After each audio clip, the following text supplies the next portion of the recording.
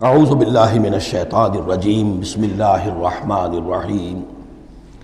اب جو یہ آخری رکوع آ رہا ہے سورہ مبارکہ کا، اس کے ترجمے سے پہلے مجھے تھوڑی سی تمہیداً کچھ بات عرض کرنی ہے۔ یہ جو ایک دعوت رجوع القرآن کی ایک تحریک ہم نے شروع کی، اور الحمدللہ کہ میں اس میں اپنی زندگی کے لگ بھگ 35 برس اب صرف کر چکا ہوں، اور اسی کے پھر کوکھ سے تنظیم اسلامی اور تحریک خلافت نے جنم لیا ہے۔ اس دعوت رجوع القرآن کی جو بنیاد ہے اور جس کو کہ میں نے ذریعہ بنایا ہے قرآن مجید سے لوگوں کو متعارف کرانے کا، اور قرآن مجید کے ذریعے سے دین کے جامع تصور کو لوگوں کے سامنے پیش کرنے کا، اور قرآن مجید کے ذریعے سے دین کی طرف سے جو بنیادی فرائض ہم پر عائد ہوتے ہیں اس کا ایک جامع تصور دینے کا جو میں نے کام کیا ہے، اس کے لیے ذریعہ میں نے بنایا ہے ایک منتخب نصاب کو، مطالعہ قرآن حکیم کا منتخب نصاب۔ یہ جو منتخب نصاب ہے یہ تقریباً کل قرآن کے 1/15 حجم کے اندر یوں سمجھیے کہ 2 پاروں کے لگ بھگ ہے، مائنس پلس کم و بیش 2 پارے ہوں گے۔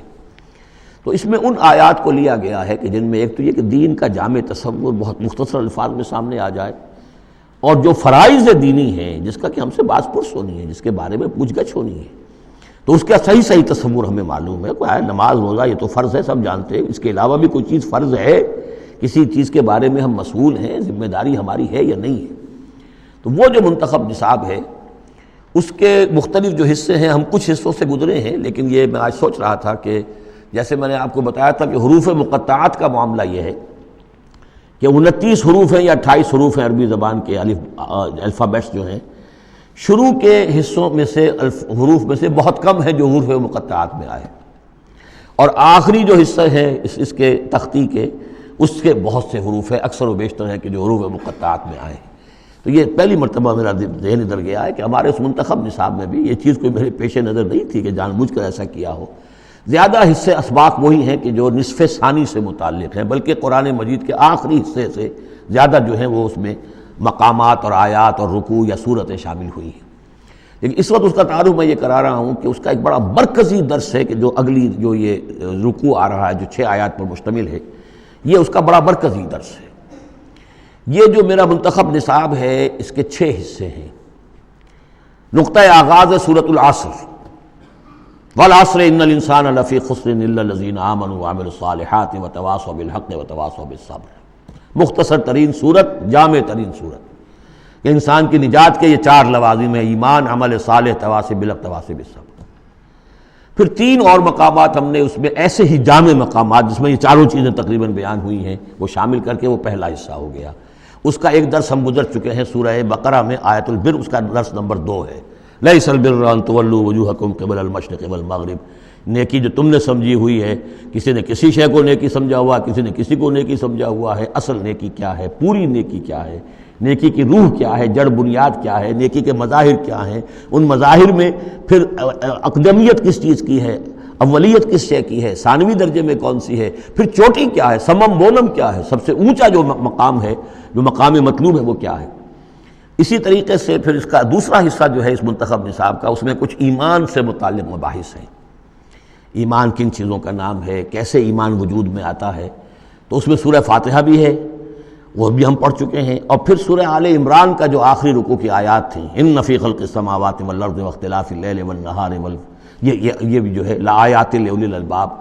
پھر یہ کہ ایک اور سبق اس کا وہ ہے جو اگلی جو صورت آج ہی ہم پڑھیں گے انشاءاللہ، سورہ نور کا جو 5واں رکوع ہے وہ بھی اس کا ایک سبق ہے۔ آج کے ہمارے اس حصے میں اصل میں 3 اسباق آ رہے ہیں کہ جو اس منتخب نصاب کے، اسی لیے میں نے مناسب سمجھا کہ اس منتخب نصاب کا آپ سے تعارف کرا دوں۔